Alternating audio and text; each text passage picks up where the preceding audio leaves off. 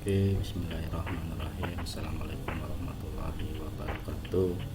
Selamat siang semuanya. Hari ini kebetulan saya tidak bisa hadir secara langsung, sehingga untuk pembelajaran hari ini kita melalui link YouTube ya. Oke. Untuk pertemuan kali ini kita akan membahas terkait dengan diksi dan kalimat efektif. Oke. Ya. Ya. Yang pertama berkaitan dengan pengertian. Pilihan kata atau diksi merupakan kata-kata yang tepat untuk menyampaikan gagasan. Jadi pada saat kita mau menyampaikan sesuatu, tentu kita harus mempertimbangkan pilihan kata, karena pilihan kata yang kita gunakan itu akan membantu kita terkait dengan bagaimana kata itu pemaknanya bisa tepat, dan juga ada nilai suasana di sana ya. Misalnya seperti kata gerombolan dengan kelompok misalnya ya. Jadi nuansa maknanya lebih baik yang kelompok daripada gerombolan yang secara maknanya bisa peyorasi atau negatif ya. Jadi perlu sekali seseorang ataupun kaitannya dengan seorang yang berkomunikasi ya, mampu memilih pilihan kata dengan baik. Nah, ini fungsi pilihan kata sebenarnya. Jadi pada saat kita menggunakan pilihan kata itu sebenarnya bisa mempertegas apa yang kita ucapkan ya. Nah, pada kaitannya dengan menulis ya, bisa mempertegas kaitannya dengan makna tulisannya. Jadi pada saat menulis ya, terkait dengan ataupun berbicara, memang pilihan kata itu dapat membentuk ekspresi gagasan secara tepat, baik formal maupun non formal. Jadi makna dari tulisan yang kita tulis itu bisa lebih baik dengan pilihan kata yang tepat pula ya. Kemudian menciptakan komunikasi yang efektif ya. Kadang-kala memang kita dalam melakukan komunikasi memang harus to the point, tapi ada kalanya kita perlu yang agak panjang ya, atau basa-basi untuk komunikasi lebih efektif. Kemudian yang ketiga, menciptakan suasana yang tepat. Nah ya, jadi kadangkala pernah saya mendengar ada orang yang melepas jenazah itu dengan mengganti katanya dengan kata mayat. Tentu agak negatif ya, menggunakan jenazah atau almarhum atau almarhumah gitu ya. Kemudian mencegah perbedaan penafsiran salah paham ya. Pilihan kata ini menjadi sesuatu yang bisa menjadi salah kaprah ya. Misalnya kalau daerah Pemalang ya, menyebutnya itu gorengan ampas tahu namanya telembuk. Nah ya, mohon maaf ya misalnya. Nah kalau di Tegal, telembuk itu adalah wanita tuna susila. Jadi kan ini makna yang berbeda. Nah jadi salah tafsir ya. Misalnya mengatakan bagus ya, bagus mau beli telembuk lah di Pemalang. Nah ini kan anggapannya bagus adalah negatif begitu ya. Oke. Ya, kemudian kriteria pilihan kata. Jadi ada beberapa hal yang perlu dipahami dalam kita menggunakan pilihan kata dalam ya penggunaan. Yang pertama ketepatan, kelayakan, dan kecermatan. Yang pertama dulu ketepatan. Jadi makna itu dalam kita mengucapkan suatu kata biasanya ataupun menulis ya, yang penting adalah supaya tepat saja. Nah ya, jangan seperti sekarang ya, banyak sekali kata-kata yang diimbuhi yang mungkin seperti bahasa-bahasa Jaksel misalnya, jujurly, kemudian seriously gitu ya. Nah ya, sebenarnya apakah itu menjadi tepat? Nah, mungkin agak kekeliruan ya, tapi karena mungkin itu fenomena bahasa ya, mungkin ya biarkan saja lah, nanti juga akan menyesuaikan dengan keadaan dan situasi zaman. Oke, ketepatan itu yang pertama adalah denotasi dan konotasi. Jadi ini misalnya ya, kata sudah malam mah ya, kalau misalnya di dalam situasi yang formal ya itu maknanya bisa denotasi. Tapi kalau ini yang diucapkan misalnya pengantin baru ya di rumah misalnya begitu, sudah malam mah gitu, misalnya apalagi dibubuhi malam Jumat mah gitu ya. Nah, itu bisa konotatif sekali gitu ya.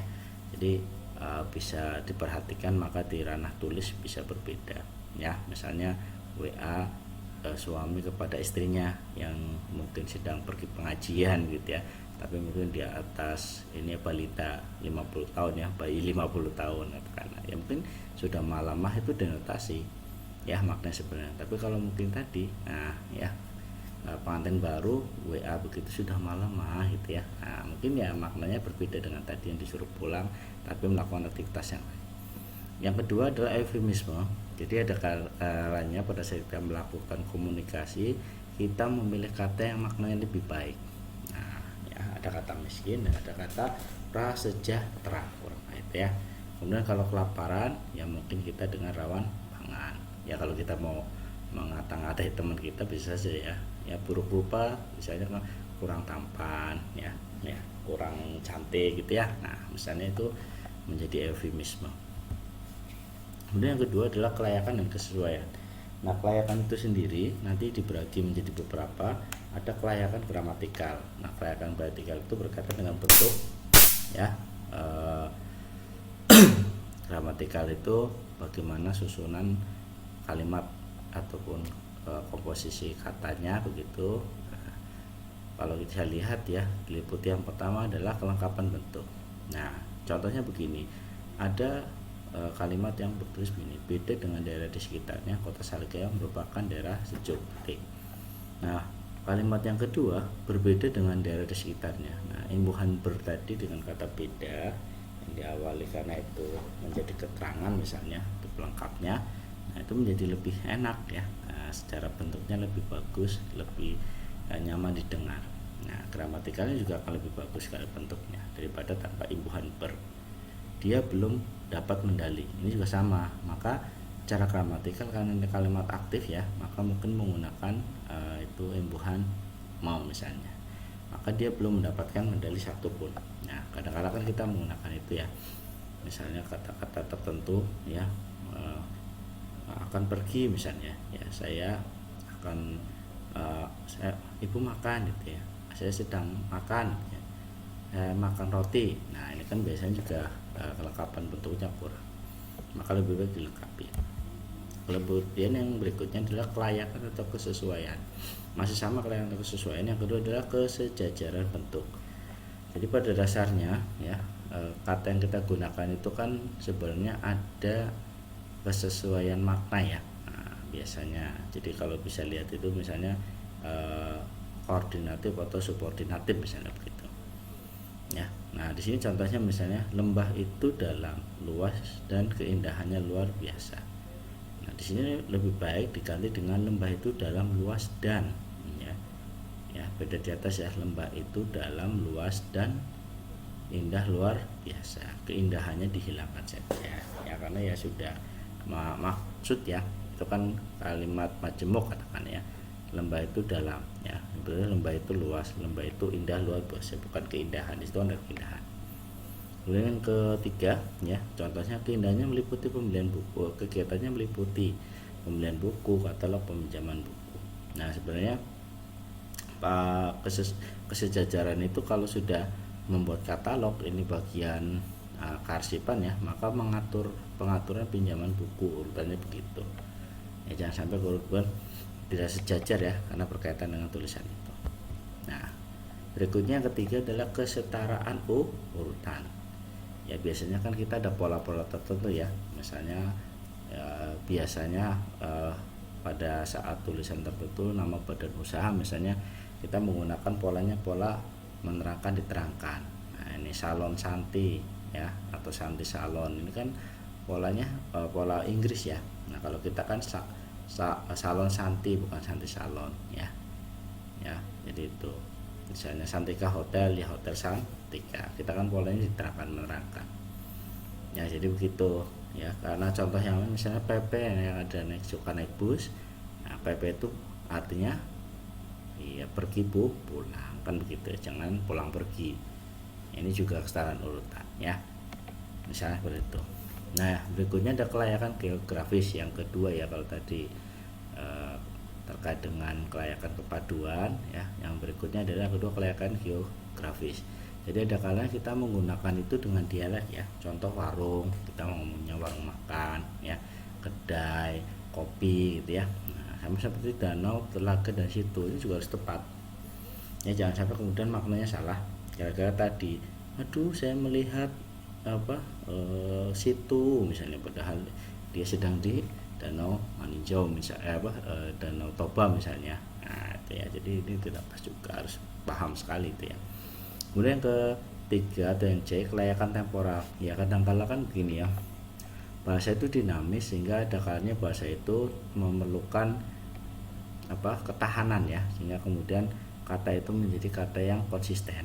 Nah ya seperti kata mangkus dan sangkil, ya itu kan dari kata efektif dan efisien. Nah maka diambilnya mangkus dan sangkil. Nah, tapi ini secara temporal kemudian tidak bisa berkembang dengan baik ya, sehingga ditarik kembali. Makanya kita mesti mengenal efektif dan efisien. Kemudian yang ke D adalah kelayakan stilistika. Nah kalau kelayakan stilistika itu kan gaya pengungkapan dan sebagainya. Nah kalau seperti itu contohnya bisa melalui idiom. Nah stilistika itu gaya bahasa lah katanya. Idiom itu adalah kami hitam, kaki tangan, bergantung pada, sesuai dengan. Nah ini idiom ya, harus dipahami. Nah ini jadi jangan sampai kemudian kita menggunakan idiom yang salah. Nah ya, mengucapkan itu ibu saya datang membawa buah hati, ya harusnya buah tangan, kan begitu, agak kurang matching ya. Kemudian ungkapan penghubung ya, seperti ini konjungsi korelatif, baik itu pasangan dengan maupun, antara dan, bukan dengan melainkan. Nah ini pasangannya ya dalam konjungsi korelatif, nanti ada banyak.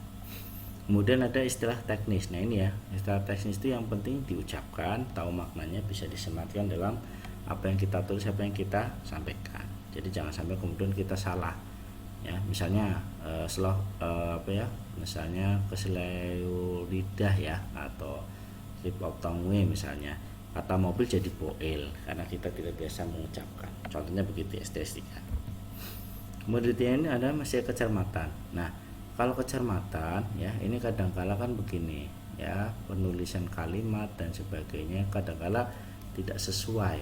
Nah tidak sesuainya gara-gara kata-kata itu kita tambahkan ya supaya menjadi panjang ya, tapi tidak memperhatikan. Nah kecermatan di sini meliputi yang pertama adalah jangan sampai ada kata mubazir atau yang tidak efektif ya, seperti agar, supaya, itu kan satu saja ya. Seperti laki-laki itu kalau menggombali perempuan kan mungkin menggunakan ketidakcermatan ini, kata yang mubazir, kamu sangat amat cantik sekali ya, cantik saja sudah mewakili itu ya, sangat cantik mungkin paling logis misalnya gitu. Kemudian gunakan bentuk yang lebih ringkas ya, ini kan kadang-kadang begini ya, bisa saja frasa ya, frasa dari suatu makna kata itu bisa disingkat, tapi tidak bisa semuanya juga mengikuti saja. Kalau hadiah cuma-cuma ya mungkin hadiah gratis misalnya begitu, atau hadiah saja. Mengajukan usul jadi mengusulkan ya. Ada kalanya mengucapkan itu lebih banyak begitu ya, sehingga kemudian akan lebih panjang lah, harusnya tidak. Nah itu ringkasannya. Kemudian berikutnya adalah kalimat efektif. Nah, kalimat efektif itu kalimat yang tatarannya paling tinggi dalam kalimat bahasa Indonesia.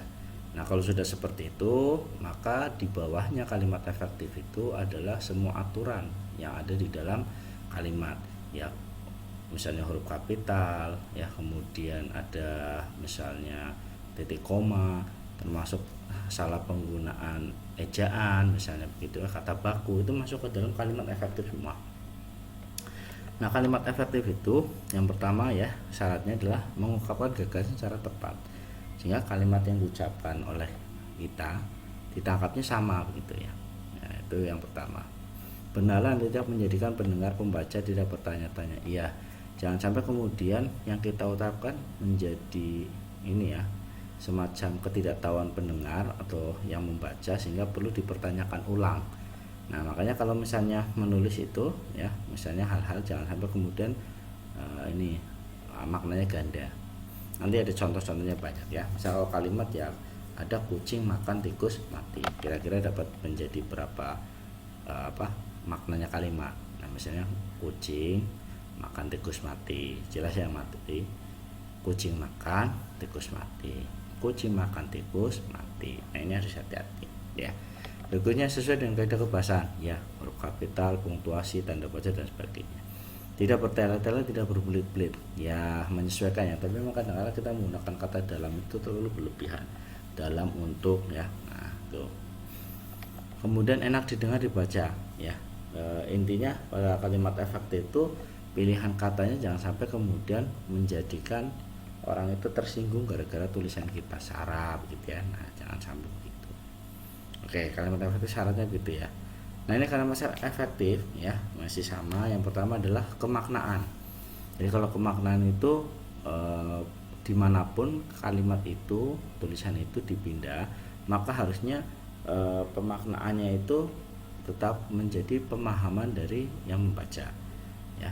Nah, pemaknaan itu karena kan kalau kita menulis atau berbicara sebenarnya kan ada beberapa syarat ya. Nah, syaratnya harus ada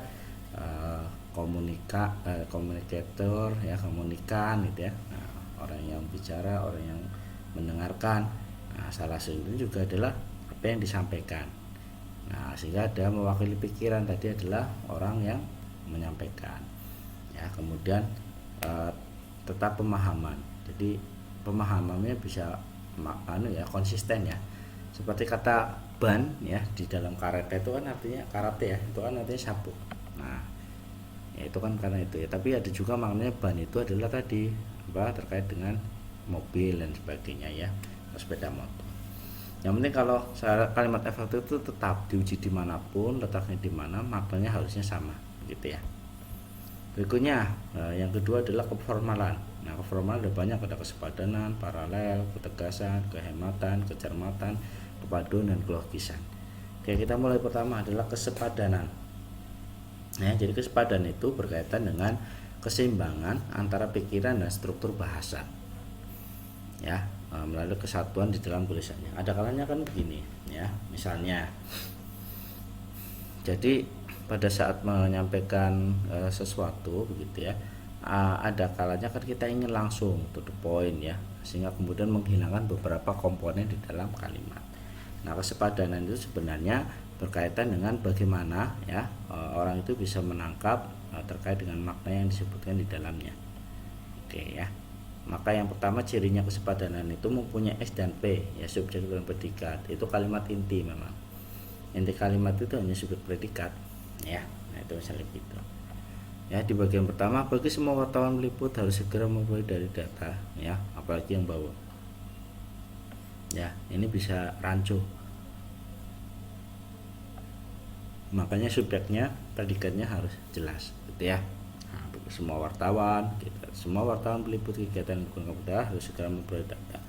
Nah, misalnya begitu, ini kan bagi semua, itu kan sama. Nah, pilih salah satu mubazir gitu ya. Oke. Masih kesepadanan yang kedua ya, predikat kalimat tidak boleh didahului oleh kata yang. Nah, kenapa yang tidak boleh? Itu berpotensi menjadi ini apa namanya, sandang ya. Nah, ya, atau bisa menjadi ini yang itu kata sandang ya, yang bisa menjadikan mengubah susunan subjek predikat objek. Misalnya istri Pak Agung yang berasal. Nah, maka itu perluasannya istri adik subjek ya. Nah, perluasan subjek itu ya. Jadi P itu tidak boleh didahului ya dengan kata yang, menjadi bias. Kemudian yang ketiga, tidak terdapat subjek yang ganda. Ini penyusun laporan itu saya dibantu ya, ada saya penyusunan laporan ya, dibantu. Dalam penyusunan laporan saya dibantu oleh sesama peliput berita. Nah, itu akan lebih bagus ya sebenarnya, makanya subjeknya sampai hilang. Oke, berikutnya kesepadanan.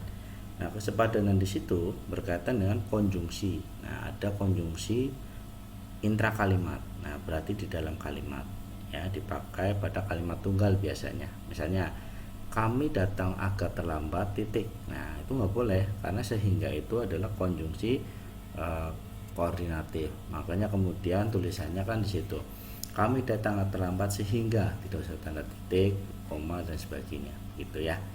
Malah kalau titik salah itu menjadi dua kalimat, kami datang terlambat titik sehingga. Nah ya, misalnya begitu. Nah, ini tidak boleh karena kesepadanan itu konjungsinya adalah konjungsi antar di dalam kalimat, kemudian konjungsinya di situ ya subordinatif ya. Nah gitu, jadi tulisannya juga harus jelas gitu ya. Tuh, jadi tidak boleh ada titik di situ ya. Nah, berikutnya paralel. Nah, ini juga sama. Paralel itu kesamaan bentuk kata yang digunakan.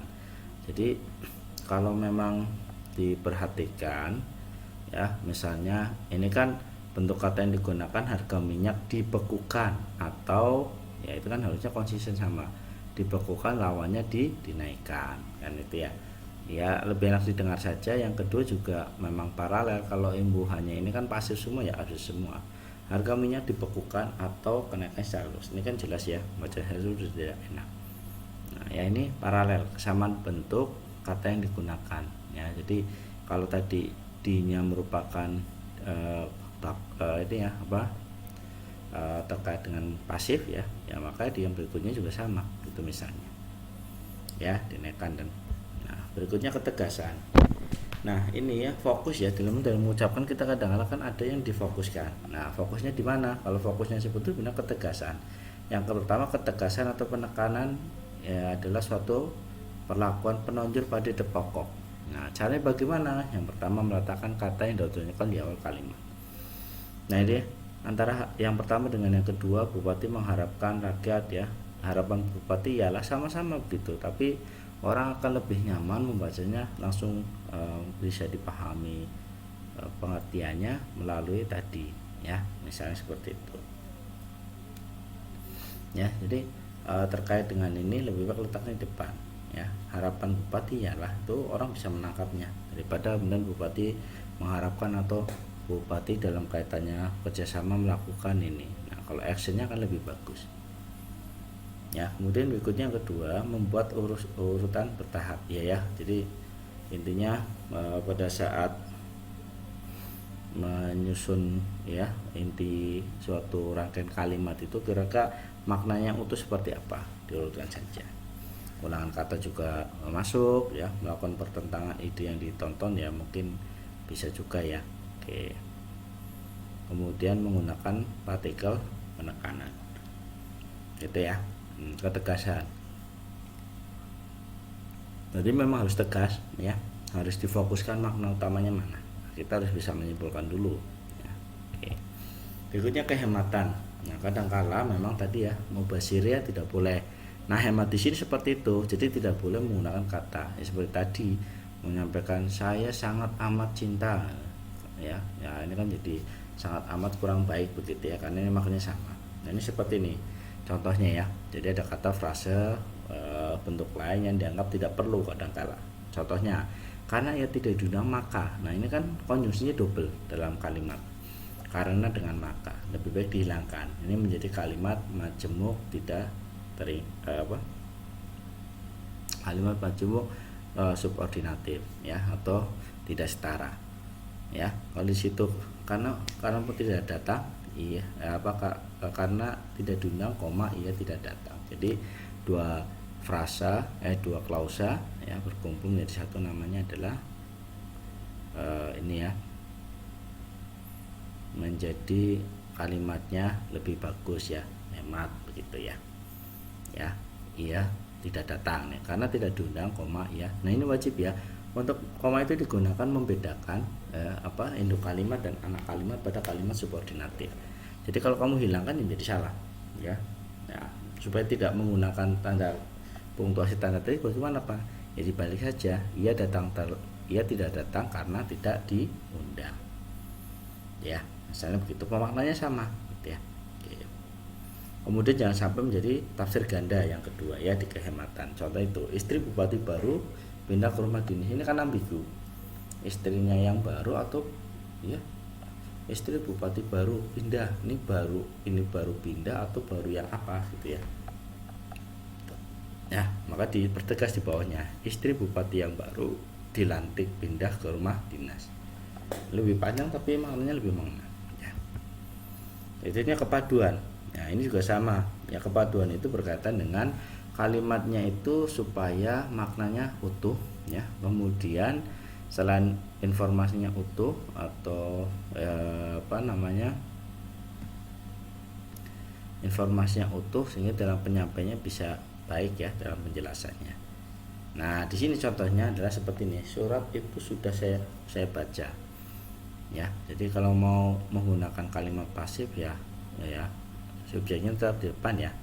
Misalnya surat itu sudah saya baca. Nah, tadinya sayanya kan di subjek ya, saya membaca buku.